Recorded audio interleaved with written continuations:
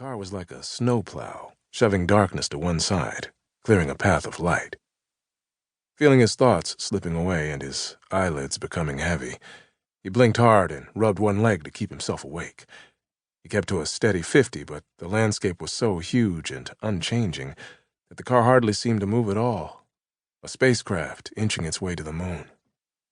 His thoughts drifted dreamily over the fields again. He thought maybe he could risk shutting his eyes for just one lovely second. Abruptly, the car was filled with the roar of the road and the chill of the night, and he was startled to realize that he had been on the verge of nodding out. Within seconds, the car was full of chisel-cold air. "Hey, Duke, close the window. I ain't sleepy no more," said the driver, glancing at the man in the passenger seat. "Sure you're okay, Harry?" Yeah. Duke hated the cold as much as he did and needed only this assurance to wind up the window. As quickly as it had cooled down, the car began to warm up again. The dry, toasty warmth you got in a car with the windows shut tight. That was his favorite kind of heat in the world. Duke had said many times that the road was his home, and if that was true, then this car was his hearth. Sitting up front with the heater on high and the cold landscape slipping by, to both of them that was like sitting in armchairs in an old cottage and reading books around an open fire, snow falling outside. How many miles had they traveled together like this?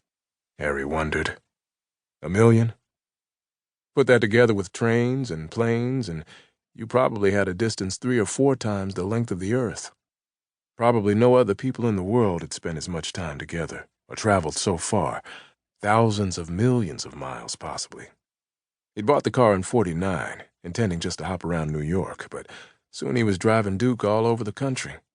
Several times he'd had an impulse to keep a notebook record of how far they'd traveled, but always came to thinking how he wished he'd done it right from the start, and so each time he thought of it, he gave up the idea and fell to calculating vaguely cumulative distances, remembering the countries and towns they had passed through. That was it. They didn't really visit anywhere. They passed through the whole world, sometimes arriving at a gig 20 minutes before it started and hitting the road again half an hour after it ended. Not keeping that notebook was just about his only regret.